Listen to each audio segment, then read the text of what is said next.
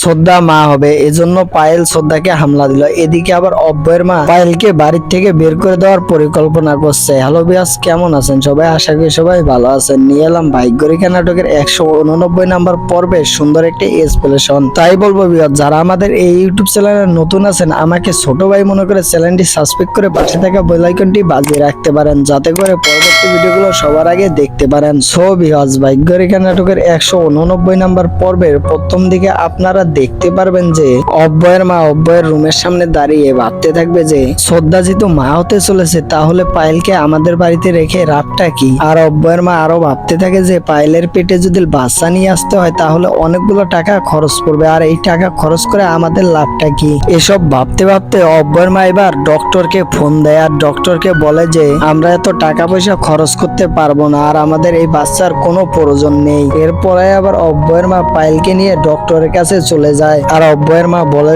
যে কোনো ভাবে হোক আপনারা এই বাচ্চাটাকে নষ্ট করেন, যাতে করে এই বাচ্চাটা এই দুনিয়ায় না আসতে পারে। আর এসব কথা শুনে পায়েল অনেকটা কষ্ট পেয়ে যায়। এরপর পায়েল বলে যে আমি কোনোভাবেই আমার পেটের বাচ্চাকে নষ্ট হতে দেব না এখন। আর এই কথাগুলো বলে পায়েল কাঁদতে কাঁদতে হসপিটাল থেকে চলে যায় বাসায়। এর পরের দৃশ্যে আমরা দেখতে পারি যে অব্বয় আবার শ্রদ্ধাকে ফোন দিচ্ছে। শ্রদ্ধা যখন ফোনটা ধরে তখন অব্বয় বলে যে তুমি এখন আর কোনো বাড়ির কাজ করবে না, বাড়ির কোনো কাজই তোমার করতে হবে না, তুমি সবসময় একটু রেস্টে থাকার চেষ্টা করবে। আর এই কথাগুলো বরুণ শুনতে পায়, কেননা বরুণ অব্বয়ের সাথেই ছিল। তারপর বরুণ বলে যে আমি তো একটা বাচ্চায় সামলাতে পারছি না, তুমি তো দুটো বাচ্চা নিয়ে নিচ্ছ, তোমার তো অনেক মজা হবে। এরপর অব্বয় বলে যে থাক, হয়েছে হয়েছে, আমাকে কিছু বলতে হবে না, আমি সবকিছু বুঝে গেছি। এরপরের দৃশ্যে আমরা দেখতে পারি যে পায়েল এবার বাড়িতে পৌঁছে গেছে। আর পায়েল বাড়িতে পৌঁছে দেখে যে শ্রদ্ধা মেজো মুছা দিচ্ছিল আর শ্রদ্ধার সামনে একটা বালতি রেখেছিল।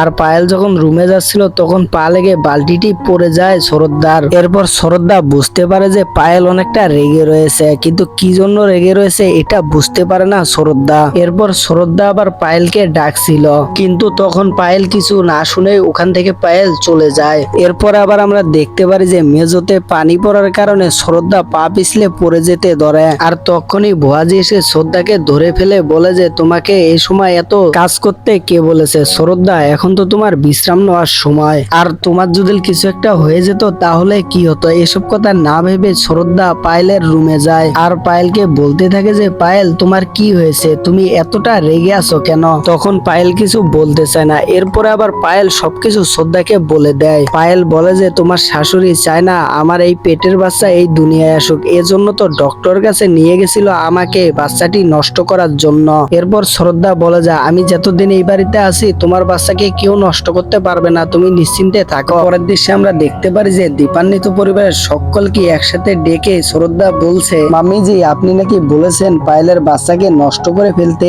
আর এই কথা শুনে অব্বয়ের মা ঘাবড়ে যায়। এরপর অব্বয়ের মা বলে যে শ্রদ্ধা তুমি যেহেতু মা হতে চলেছো, তাহলে আমরা পায়েলের বাচ্চাকে দিয়ে কি করব? আর পায়েলের বাচ্চাকে যদি এই দুনিয়ায় আনতে চাই তাহলে আমাদের অনেক টাকা পয়সা খরচ হয়ে যাবে, আর টাকা পয়সা খরচ করে আমাদের লাভটা কি? এ কথা শুনে দীপান্বিত পরিবারের সকলে একটু চমকে যায়। এরপর শ্রদ্ধা বলে যে আমিও বলে দিচ্ছি আমি কোনোভাবেই পায়েলের বাচ্চাকে নষ্ট হতে দেব না, কেননা পায়েলের পেটের বাচ্চা কিন্তু আমাদের এই দীপান্বিত পরিবারের অংশ নিয়ে জন্ম নিচ্ছে। এরপর শ্রদ্ধা আরো বলে যে পায়েলকে যদি এই বাড়ির থেকে বের করে দাও তাহলে আমিও কিন্তু এই বাড়ি ছেড়ে চলে যাব। এরপর শ্রদ্ধা সত্যি সত্যি রাগ করে পায়েলকে সহকারে তাদের বাড়িতে চলে যায়। এর পরের দৃশ্যে আমরা দেখতে পারি যে অব্বয় অনেক খুশি মনে তাদের বাড়িতে প্রবেশ করে আর অব্বয় তার মাকে বলে যে মা শ্রদ্ধা কোথায়, আমি শ্রদ্ধার জন্য তার পছন্দের খাবার নিয়ে এসেছি। এরপর অব্বয়ের মা অব্বয়কে বলে পায়েল আর শ্রদ্ধা এই বাড়ি ছেড়ে চলে গেছে। একথা শুনে অব্বয় বলে যে না মা, আমাকে ছেড়ে শ্রদ্ধা কখনো যেতে পারে না। এরপর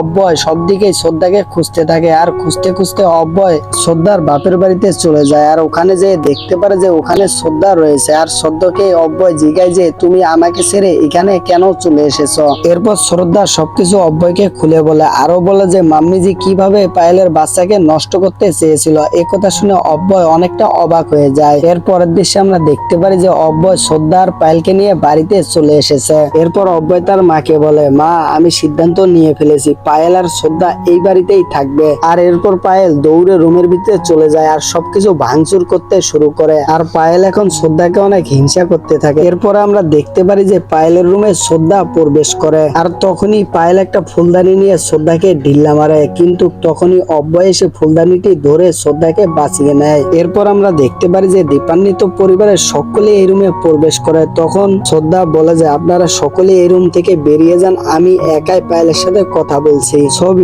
এই ছিল ভাগ্যরেখা নাটকের 189 নাম্বার পর্বে সুন্দর একটি এক্সপ্লেনেশনটি কেমন লাগলো কমেন্ট করে জানাতে ভুলবেন না। আর সকলেই ভালো থাকেন, সুস্থ থাকেন, দেখা হচ্ছে পরবর্তী ভিডিও নিয়ে।